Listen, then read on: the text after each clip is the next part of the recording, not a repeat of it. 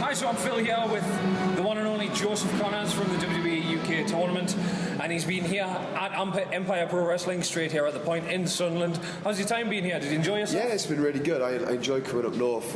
As you can hear in my voice, I'm full of cold at the moment, so I've got a bit of the old man flu, but got through the match with CJ Banks, and who always takes me to the limit. So it's been a good night at Empire. Yeah, that's some great stuff, man. Like, I mean, watching your match in there, one of the things that I love seeing here about CJ Banks, that he is pound for pound one of the most underrated wrestlers in the UK. Definitely, like in my top, he's probably my favourite opponent, and whenever you see me on social media or on interviews like yourself, I'll always put over CJ Banks. I think he's probably one of the best unsigned talents in the world right now, and more and more people, a lot of people know about him, but there's a lot of people who still need to know about him, so hopefully he continues to get that scope on him, you know.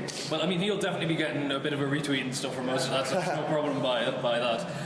So with you, your debut and everything was about 2006, am I correct? That's correct, yeah. I've been trying to do my research. I appreciate that. Trying to be a journalist and all that. So you were trained by Styx, is that right? Yeah, that's correct. It was called Norton British Wrestling at the time. The school's gone through a few different incarnations, but it's now known as the House of Pain facility. Yeah. So who was your first match against, if you don't mind me asking? My first match was actually against someone I grew up with at college. His name's James, and he doesn't wrestle currently anymore, but he was the guy, like, as a lot of people probably listen to this, you know, you've got your friends when you're at school, you're wrestling fan friends, and James was the guy, like, eat, sleep, breathe wrestling all the time when we started together, and it was a nice thing, really, giving our first match together, which is coming up on 11 years at the end of next month, which is crazy to think. It's crazy to think how much the indie scene in the UK has developed since that time, though, as well, from people in, like, pleather shorts. You know what I mean? So much. I mean, I have this conversation with people all the time, but, like, you know, it's developed so much. It's had highs, and obviously you had the World of Sport era where it was massive.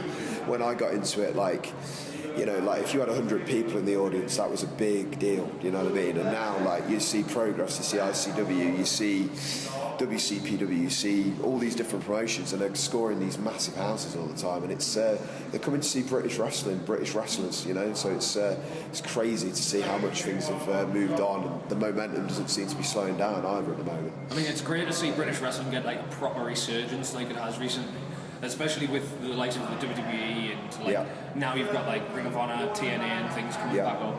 Is there any chance of seeing you in any of the other promotions? I know that you were in, obviously, a lot of people that know Joseph is from the WWE UK tournament, but is there any chance that we're going to see more of you?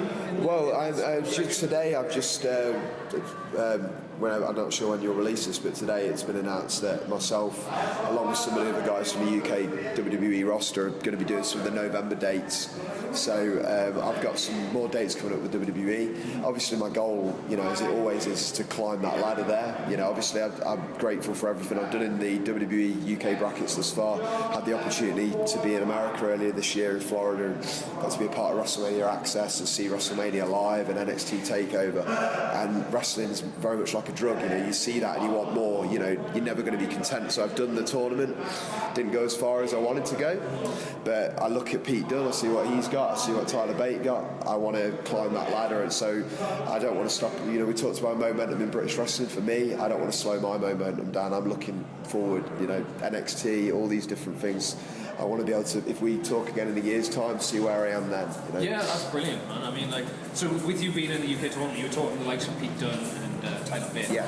Did you have a lot of chances to talk to the likes of William Regal and Triple H and stuff like that, to get a lot of advice from them? Well, we all had the opportunity, you know, like when we did the shows in Blackpool, you know, you had the WWE team, you had, obviously Triple H was there, William Regal, Fit Finlay, Scott Armstrong, Matt Bloom, you know, all these guys, like, and not just those guys, but the guys who run the cameras and the guys who do the lighting. I mean, you guys know, if you've been to a WWE show before, and when you watch it on television, it's got that WWE watermark, that WWE shine on it, and that it's a machine. You know, it's what you've heard about, what you've seen, but when you see it right in front of you. So I had an opportunity to speak to so many people from so many different divisions, and you know, you gauge. You'd be a fool not to get advice, and a fool not to learn things from talking to these individuals. And I can't, you know, I can sum it up as just a great experience, and every time you get an opportunity to speak to somebody in that context, you know, it's a benefit to you. Yeah. I mean, especially hearing and seeing from all those divisions that you get. Is there any other, like, so if you weren't a wrestler, is there any other opportunity or route you would have went down? In terms of professional wrestling? In terms of professional, like, if you would you be a sound guy? Would you be? I mean, to be honest, like my start in professional wrestling, like I was always a big fan, but it's not something I ever envisioned doing, and then it kind of all just kind of happened. And one day if I'm not when I'm not able to perform in the ring, or for whatever reason, I definitely would imagine I'd like to stay involved in some way, shape or form. At the moment, obviously I'm focused on the in-ring side of things, but anything can happen at any moment, knock on wood. So I'd like to I love any creative industry, and wrestling for me encompasses everything that's creative. So anyone who knows me, I like movies, I like music, I like things where it's all about creativity and uniqueness. So I think I definitely want to be involved in something that gives me those outlets, and for me, professional wrestling is the number one when it comes to that. That's brilliant. Yeah. I mean, like, so we're talking back on professional wrestling. We'll try and get more into professional wrestling with it being a wrestling interview. Yeah. Is there anyone currently on the UK indie scene that you haven't faced that you would like to face? You know what, I was thinking about this the other day. I get asked that question a lot. Luckily, I've got the opportunity where I've wrestled a lot of the names that are currently there. There are obviously guys I'd like to go at it again with. It's a tough question. There are people, I just don't want to leave anybody out. I'm trying to think who's an up and comer or someone that for some reason I've never wrestled. I'm going to have to come back to that one in a moment. Yeah, I'll tell you. I mean, I've wrestled him a few times, but I always love wrestling Rampage Brown. He's someone I love getting in there with. We've wrestled a couple of times, but I'd like to see what that match would look like now a few years later on. So he's one. And like I said, there's definitely got to be people. I mean, I think Damien Dunn's doing really cool stuff with his anti-fun police thing. We've never actually done a singles match against each other. He'd be someone. I'd like to mix it with Will Ospreay again. All these guys I'm naming, everyone encapsulates a different style, which is what's great. So, and I like to do all different types of things for myself. So many guys. But I'll have to have a think of someone that I've not faced, actually. Yeah, it's a good question. Oh, well, I'll tell you what, we've covered the UK indie scene. What about the US indie scene? Is there anyone on there that you'd like to face? Oh, there's so many, there's such a plethora, isn't there, at the moment, of guys. I mean, the thing is now as well, like, so many of the top indie guys have now obviously in your NXTs and going up to your WWE rosters or signed up to Global Force or places like that. I think Matt Riddle would be an interesting one because of his physicality and his background, and obviously like having his UFC style and stuff like that would be very interesting. So he's someone off the top.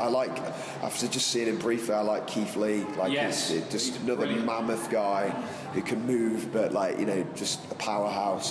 He's just someone who he's got a match coming at a Rampage on a UK show that I'd really like to see. So he's someone who stood out to me as well. In that sort of bracket, and just in my own personal preference, I'd love to see you against Jeff Cobb. Yeah, Jeff Cobb's another one. Yeah, physicality. I like the guys who bring that style to the ring. I think we talk about a lot of the high flyers and the aerial guys, but there's that we've got that physical style, and guys like Cobb, Keith Lee, Rampage, all these guys have that as well. So it's very much the revival of strong style in this very case, especially in the UK at the minute with British strong style, quotation marks.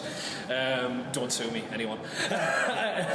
coming back into the way it is with the likes of Trent Seven and those likes bringing it all back in Tyler Bate. How would you class your style? Because it's very hard hitting, it's very technical. Would you have a certain name for it? It's interesting because I think obviously because I perform around the country and sometimes across Europe and stuff like that, I try and everywhere I go and try and sort of represent a different side of me. So I wrestled CJ tonight, and when I would get in the ring with CJ, I would class it as just that pure wrestling style, someone who gets on the mat, physicality, just sort of old school kind of thing. And then I'll go to when I was wrestling for What Culture, I had that righteous killer kind of persona where I was, I kind of like to kind of gravitate myself towards my opponent's style and mesh off them. Obviously there's certain things I can't do, but I don't like to pigeonhole myself. I consider myself that physical guy. I can do a bit of everything. If that, at least I think I can. I'm certainly not going to outfly Will Ospreay.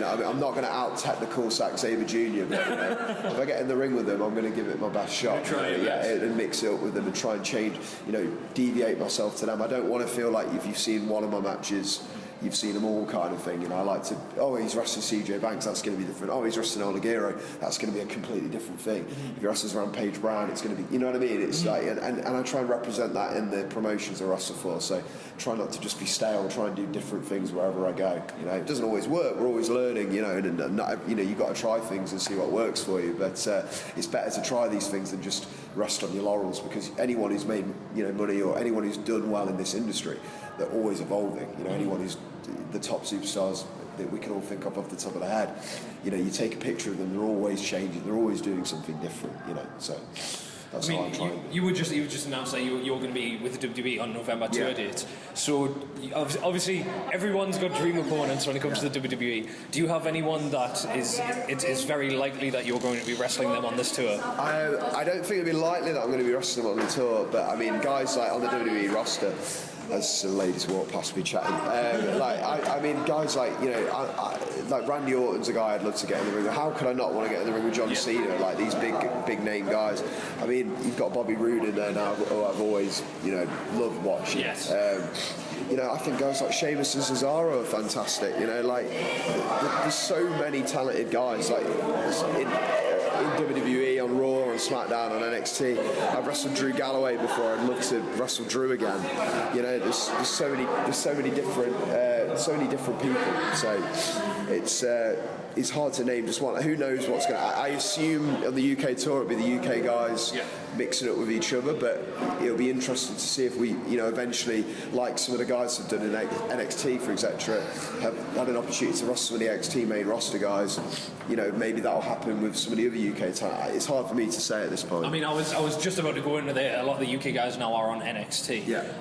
My personal favourite for you would be Adam Cole. Oh yeah, you and Adam Cole mixing it up would be a personal favourite. For a long time, I get a lot of tweets saying I look like Adam Cole, but I think he looks like me personally. I think you started first actually, so I think you should get. Oh, is that yeah? I've not had the long hair maybe as long as he has, but no, I get, that's one that comes up a lot. So yeah, it's interesting. Like a lot of people have always said, oh, he looks like Adam Cole, or looks like Dolph Ziggler and Adam Cole's love child. I'll take that. You know, I'll take that.